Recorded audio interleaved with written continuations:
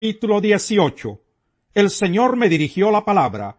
¿A qué viene tanta repetición de este proverbio tan conocido en Israel?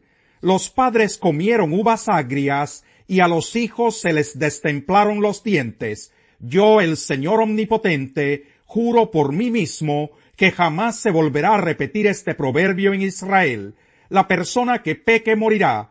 Sepan que todas las vidas me pertenecen, tanto la del Padre como la del Hijo.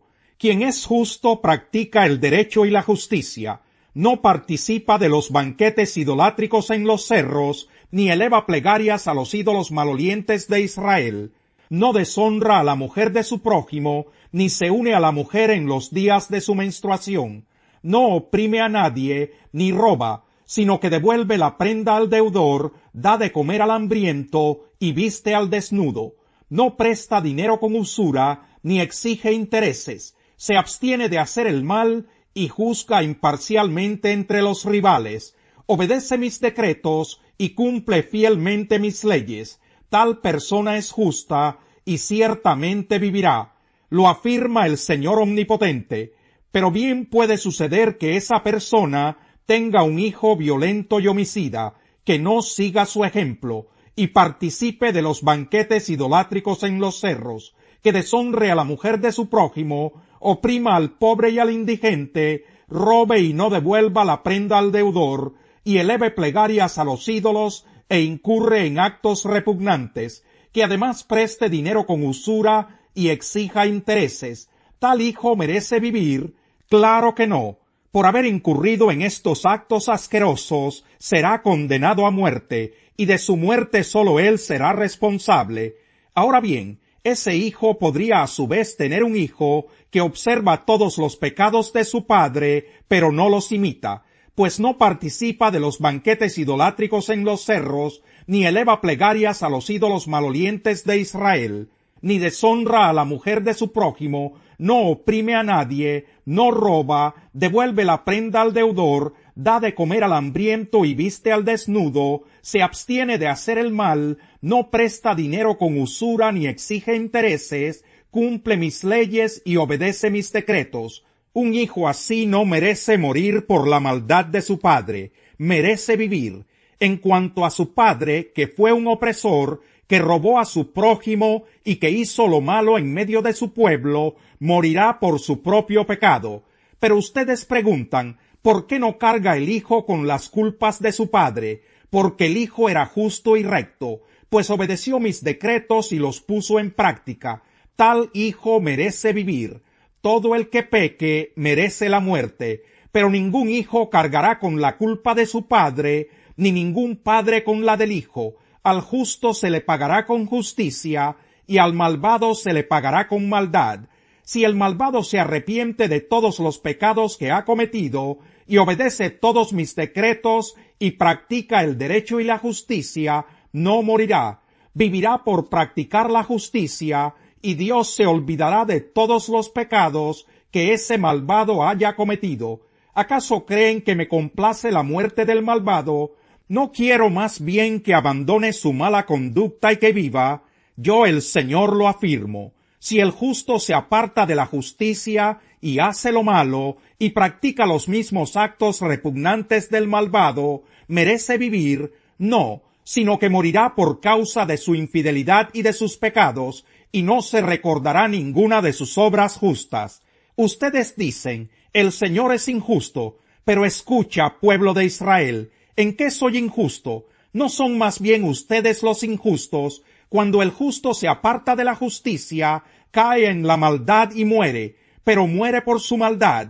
Por otra parte, si el malvado se aleja de su maldad y practica el derecho y la justicia, salvará su vida. Si recapacita y se aparta de todas sus maldades, no morirá, sino que vivirá. Sin embargo, el pueblo de Israel anda diciendo, el Señor es injusto. Pueblo de Israel, ¿en qué soy injusto? ¿No son más bien ustedes los injustos? Por tanto, a cada uno de ustedes los israelitas los juzgaré según su conducta. Lo afirma el Señor Omnipotente. Arrepiéntanse y apártense de todas sus maldades, para que el pecado no les acarree la ruina. arrojen de una vez por todas las maldades que cometieron contra mí, y háganse de un corazón y de un espíritu nuevos. ¿Por qué habrás de morir, pueblo de Israel? Yo no quiero la muerte de nadie. Conviértanse y vivirán, lo afirma el Señor Omnipotente. Capítulo 19. Dedícale este lamento a la nobleza de Israel. En medio de los leones, tu madre era toda una leona. Recostada entre leoncillos, amamantaba a sus cachorros. A uno de ellos lo crió, y éste llegó a ser un león bravo, que aprendió a desgarrar su presa y a devorar a la gente.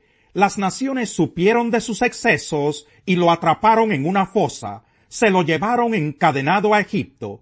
Cuando la leona madre perdió toda esperanza de que volviera su cachorro, tomó a otra de sus crías y la convirtió en una fiera.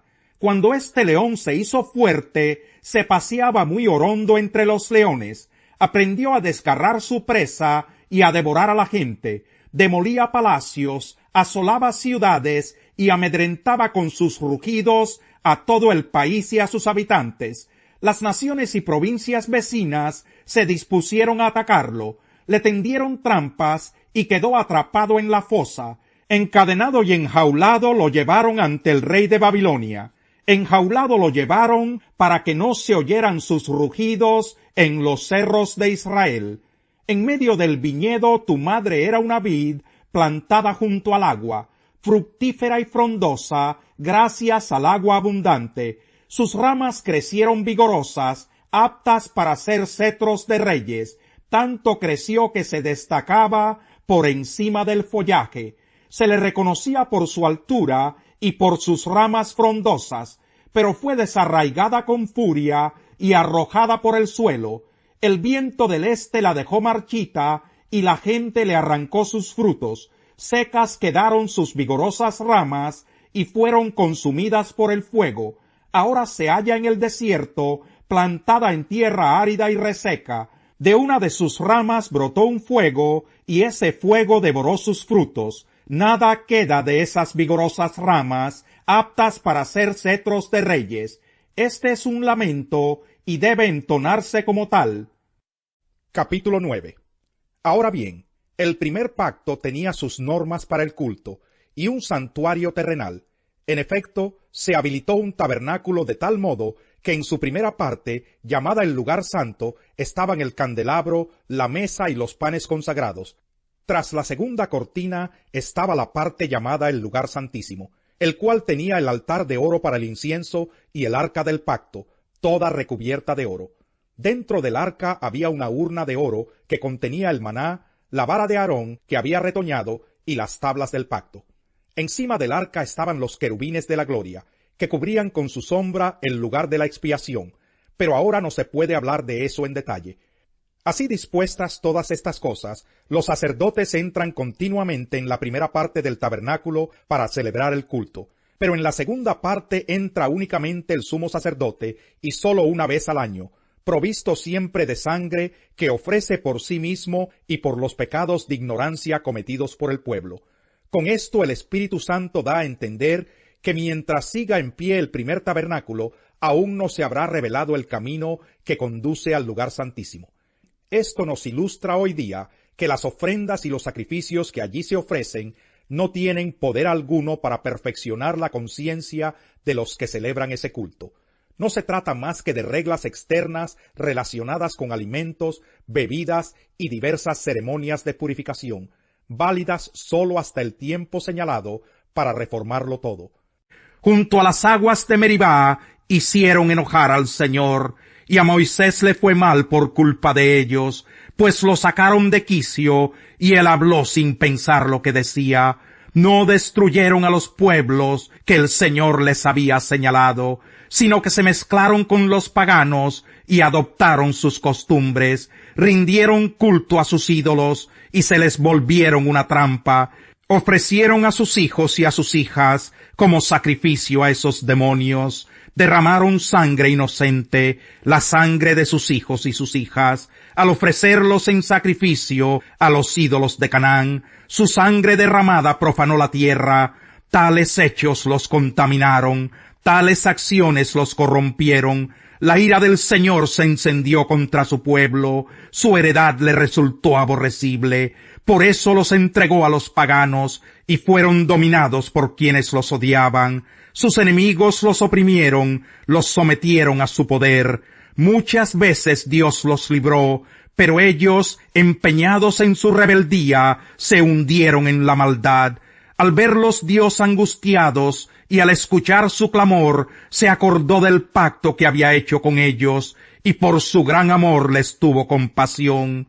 Hizo que todos sus opresores también se apiadaran de ellos. Sálvanos, Señor, Dios nuestro, vuelve a reunirnos de entre las naciones, para que demos gracias a tu santo nombre, y orgullosos te alabemos. Bendito sea el Señor, el Dios de Israel, eternamente y para siempre. Que todo el pueblo diga, amén, aleluya, alabado sea el Señor. No abandones a tu amigo ni al amigo de tu padre. No vayas a la casa de tu hermano cuando tengas un problema. Más vale vecino cercano que hermano distante.